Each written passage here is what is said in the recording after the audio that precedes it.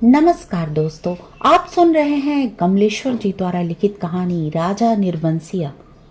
तो आइए आगे बढ़ें। वचन सिंह अचानक ताकता रह गया और चंदा ऐसे वापस लौट पड़ी जैसे किसी काले पिशाच के पंजों से मुक्ति मिली हो। वसंत सिंह के सामने क्षण भर में सारी परिस्थिति कौंध गई और उसने वहीं से बहुत संयत आवाज में जबान को दबाते हुए कहा, चंदा। वह आवाज इतनी बेआवाज थी और निरर्थक होते हुए भी इतनी सार्थक थी कि उस खामोशी में अर्थ भर गया। चंदा रुक गई। वचन सिंह उसके पास जाकर रुक गया। सामने का घना पेड़ स्तब्ध खड़ा था। उसकी काली परछाई की परी थी, जैसे एक बार फैलकर उन्हें अपने वृत्त में समेट लेती और दूसरे ही क्षण मुक्त कर देती। दवा खाने का लैंप सहसा भभक कर रुक गया और मरीजों के कमरे में से एक कराह की आवाज दूर मैदान के छोर तक आकर डूब गई। चंदा ने वैसे ही नीचे ताकते हुए अपने को संयत करते हुए कहा, ये कड़ा तुम्हें देने आई थी तो वापस क्यों चली जा रही थी? चंदा चुप और 2 क्षण रुककर उसने सोने का कड़ा धीरे से उसकी ओर बढ़ा दिया, जैसे देने का साहस न होते हुए भी यह काम करना आवश्यक था। बचन सिंह ने उसकी सारी काया को एक बार देखते हुए अपनी आंखें उसके सिर पे जमा दी, जिसके ऊपर पड़े कपड़े के पार नरम चिकनाई से भरे लंबे लंबे बाल थे, जिसकी भाप सी महक फैलती जा रही थी। वो धीरे से बोला, लाओ। चंदा ने कड़ा उसकी ओर बढ़ा दिया। कड़ा हाथ में लेकर वो बोला, सुनो। चंदा ने प्रश्न भरी नजरें उसकी ओर उठा दी।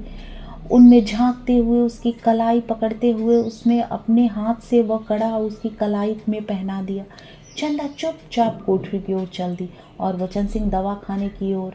कालिक बुरी तरह बढ़ गई थी और सामने खड़े पेड़ की काली परछाई गहरी पड़ गई थी। दोनों लौट गए थे, पर जैसे उस कालिक में कुछ रह गया था, छूट गया था। दवाखाने का लैंप जो जलते जलते एक बार भभका था, उसमें तेल न रह जाने के कारण बत्ती की लौ बीच से फट गई थी। उसके ऊपर धुएं की लकीरें बल खाती सांप की तरह अंधेरे में विलीन हो जाती थी।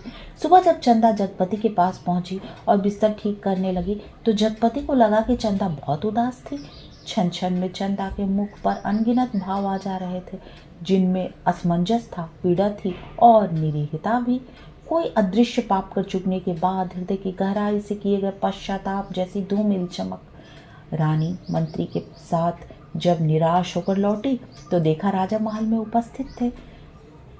उनकी खुशी का ठिकाना न रहा। माँ सुनाया करती थी, पर राजा को रानी का इस तरह मंत्री के साथ जाना अच्छा नहीं लगा। रानी ने राजा को समझाया कि वह तो केवल राजा के प्रति अटूट प्रेम के कारण अपने को न रोक सकी। राजा रानी एक दूसरे को बहुत चाहते थे, पर दोनों के दिलों में एक बात का शूल हमेशा गड़ा रहता था कि उनकी कोई संतान न थी। राजवंश का दीपक बुझने जा रहा था। संतान के अभाव में उनका लोक पर लोक बिगड़ा जा रहा था और कुल की मर्यादा नष्ट होने की शंका बढ़ती जा रही थी। दूसरे दिन बचन सिंह ने मरीजों को मरहम पट्टी करते वक्त बताया था कि उनका तबादला मैनपुरी के सदर अस्पताल में हो गया है और वह परसों यहाँ से चला जाएगा। जगपति ने सुना तो उसे भला ही लगा। आए दिन रोग घेरे रहते हैं। बचन सिंह उसके शहर के अस्पताल में पहुंच रहा है और कुछ मदद मिलती ही रहेगी। आखिर वह ठीक तो होगा ही, और फिर मैनपुरी के सिवा कहाँ जाएगा। पर दूसरे ही क्षण उसका दिल अधिक भारीपन से भर गया। पता नहीं क्यों चंदा के अस्तित्व का ध्यान आते ही उसे उस सूचना में कुछ ऐसे नुकीले कांटे दिखाई देने लगे जो उसके शरीर में किसी भी तरह चुभ सकते थे, जरा सा बेखबर होने पर बींध सकते थे। और तब उसके सामने आदमी के अधिकार की लक्ष्मण रेखाएं धुएं की लकीर की तरह कांप कर मिटने लगी और मन में छुपे संदेह के राक्षस वाना बदल योगी के रूप में घूमने लगे। और 15-20 रोज बाद जब जगपति की हालत सुधर गई तो चंदा उसे लेकर घर लौट आई। जगपति चलने फिरने लायक हो गया था। घर का ताला जब खोला तब रात झुक आई थी। फिर उनकी गली में जो शाम से ही अंधेरा भरना शुरू हो जाता था, पर गली में आते ही उसे लगा जैसे कि बनवास काट कर राजधानी लौटे हों। नुक्कड़ पर ही जमुना सुनार की कोठरी में सुरही पिंक रही थी, जिनके दराजदार दरवाजों से लालटेन की रोशनी की लकीर झांक रही थी और कच्ची तंबाकू का धुआं रूंधी गली के मुहाने पर बुरी तरह भर गया था। सामने ही मुंशी जी अपनी जिंगला खटिया के गड्ढे में कुप्पी के मध्यम प्रकाश में खसरा खतौनी बिछाए मिजान लगाने में मशगूल थे। जब जगपति के घर का दरवाजा खड़का तो अंधेरे में उसकी चाची ने अपने जंगले से देखा और वहीं से बैठे बैठे अपने घर के भीतर ऐलान कर दिया, राजा निर्बंसिया अस्पताल से लौट आए, कुलमा भी आई है। ये शब्द सुनकर घर के अंधेरे बरोठे में घुसते ही जगपति हाँप कर बैठ गया। झुंझलाकर चंदा से बोला, अंधेरे में क्या मेरे हाथ पैर तुड़वाओगी? भीतर जाकर लालटेन जला लाओ ना। तेल नहीं होगा इस वक्त, जरा ऐसे ही काम। तुम्हारे कभी कुछ नहीं होगा, न तेल न। कहते कहते जगपति एकदम चुप रह गया। चंदा को लगा कि आज पहली बार जगपति ने उससे व्यर्थ मातृत्व पर इतनी गहरी चोट कर दी जिसकी गहराई की उसने कभी कल्पना भी नहीं की थी। दोनों खामोश बिना एक बात किए अंदर चले गए। रात में बढ़ते सन्नाटे में दोनों के सामने दो बातें थी। जगपति के कान में जैसे कोई बैंक से कह रहा था, राजा निर्बंसिया अस्पताल से लौट आए। फिर चंदा के दिल में वह बात चुभ रही थी, तुम्हारे कभी कुछ नहीं होगा। और सिसकती चंदा न जाने कब सो गई, पर जगपति की आंखों में नींद न आई। खाट पर पड़े पड़े उसके चारों ओर एक मोहक भयावना सा जाल फैल गया। लेटे लेटे उसे लगा जैसे उसका स्वयं का आकार बहुत क्षीण होता होता बिंदु सा रह गया हो, पर बिंदु के हाथ थे, पैर थे और दिल की धड़कन भी। कोठरी का घुटा घुटा सा अंधियारा, मटमैली दीवारें और गहन गुफाओं से अलमारियां जिनमें से बार बार कोई झांक कर देखता था और वह सिहर उठता था। फिर जैसे सब कुछ तब्दील हो गया हो। उसे लगा कि उसका आकार बढ़ता जा रहा है, बढ़ता जा रहा है। वो मनुष्य हुआ, लंबा तगड़ा तंदुरुस्त पुरुष हुआ। उसकी शिराओं में कुछ फूट पड़ने के लिए व्याकुलता से खौल उठा। उसके हाथ शरीर के अनुपात से बहुत बड़े, डरावने और भयानक हो गए। उनमें लंबे लंबे नाखून निकल आए। वह राक्षस हुआ, दैत्य हुआ, आदिम बर्बर, और बड़ी तेजी से सारा कमरा एक बार की चक्कर काट गया। फिर सब धीरे धीरे स्थिर होने लगा और उसकी सांसें ठीक होती जान पड़ी।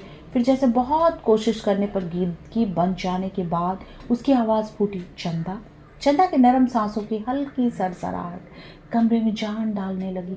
जगपति अपनी पार्टी का सहारा लेकर झुका, कांपते पैर उसने जमीन पर रखे और चंदा की खाट के पास से सिर टिकाकर बैठ गया।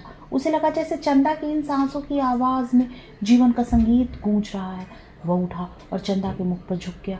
उस अंधेरे में आंखें गड़ाए गड़ाए जैसे वो बहुत देर बाद स्वयं चंदा के मुख पर आभा फूट कर अपने आप बिखरने लगी। उसके नक्श उज्जवल हो उठे और जगपति की आंखों की ज्योति मिल गई। वो मुग्ध सा ताकता रहा। चंदा के बिखरे बाल, जिनमें हाल में जन्मे बच्चे के गभुआरे बालों की सी महक, दूध की कचाइंद, शरीर के रस की सी मिठास और स्नेह सी चिकनाहट, और वो माथा जिस पर बालों के पास तमाम छोटे छोटे नरम नरम से रोए रेशम से, और उस पर लगाई गई सिंदूर की बिंदी, हल्का मिटा हुआ सा आभास, नन्हे नन्हे निर्द्वंद सोए पलक और उनकी मासूम सी कांटों की तरह बरौनियां, और सांस में घुलकर आती हुई वो आत्मा की निष्कपट आवाज की लय, फूल की पंखुड़ी से पतले पतले होठ, उन पर पड़ी अछूती रेखाएं जिनमें सिर्फ दूध सी महक। उसकी आंखों के सामने ममता सी छा गई, केवल ममता, और उसके मुख से अस्फुट शब्द निकल गया, बच्ची। डरते डरते उसके बालों की एक लट को बड़े जतन से उसने हथेली पर रखा और अंगुली से उन पर लकीरें खींचने लगा। उसे लगा जैसे कोई शिशु उसके अंक में आने के लिए छटपटाकर निराश होकर सो गया हो। उसने दोनों हथेलियों को पसार कर उसके सिर को अपनी सीमा में भर लेना चाहा कि कोई कठोर चीज उसकी उंगलियों से टकराई। वह जैसे होश में आया। बड़े सहारे से उसने चंदा के सिर के नीचे टटोला। एक रुमाल में बंधा कुछ उसके हाथ में आ गया। अपने को संयत करता वहीं जमीन पर बैठ गया। उसी अंधेरे में उस रुमाल को खोला तो जैसे सांप सूंघ गया। चंदा के हाथ के दोनों सोने के कड़े उसमें लिपटे थे और तब उसके सामने पूरी सृष्टि धीरे धीरे टुकड़े होकर बिखरने लगी। ये कड़े तो चंदा बेचकर उसका इलाज करा रही थी। वे सब दवाइयाँ और ताकत के टॉनिक। उसने तो कहा था ये दवाइयाँ किसी की मेहरबानी नहीं है। मैंने हाथ के कड़े बेचने को दे दिए थे, पर उनका गला बुरी तरह सूख गया। जुबान जैसे तालू से चिपक कर रह गई। उसने चाहा कि चंदा को झकझोर कर उठाए, पर शरीर की शक्ति वह बहसी गई थी। रक्त पानी हो गया था। थोड़ा संयत हुआ। उसने दोनों कड़े उसी रुमाल में लपेटकर उसकी खाट के कोने में रख दिया और बड़ी मुश्किल से उसने खाट की पाटी पकड़कर लुढ़क गया। चंदा झूठ बोली, पर क्यों? कड़े आज तक छिपाए रही। उसने इतना बड़ा दुराव क्यों किया? आखिर क्यों? किस लिए? और जगपति का दिल भारी हो आया। उसे फिर लगा कि उसका शरीर सिमटता जा रहा है और वह एक सीख सा बना ढांचा रह गया, नितांत हल्का, हवा में उड़कर भटकने वाले दिन के साथ।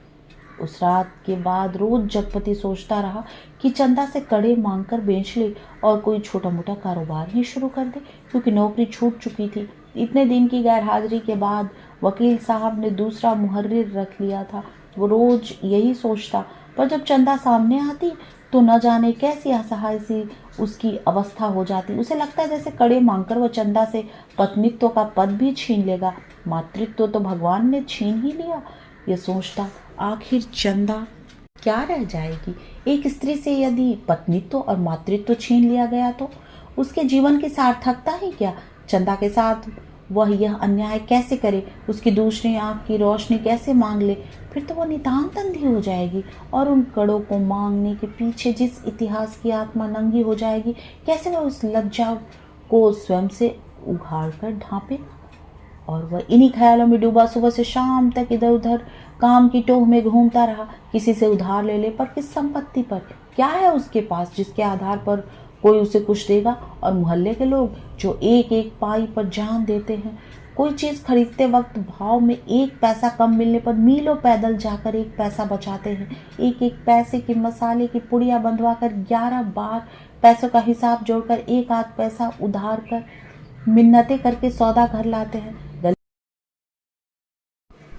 गली में कोई खोचे वाला फंस गया तो 2 पैसे की चीज को लड़ झगड़ कर 4 दाने ज्यादा पाने की नीयत से 2 जगह बंधवाते हैं। भाव से जरा से फर्क पर घंटों बहस करते हैं। शाम को सड़ी गली तरकारियों को किफायत के कारण लाते हैं।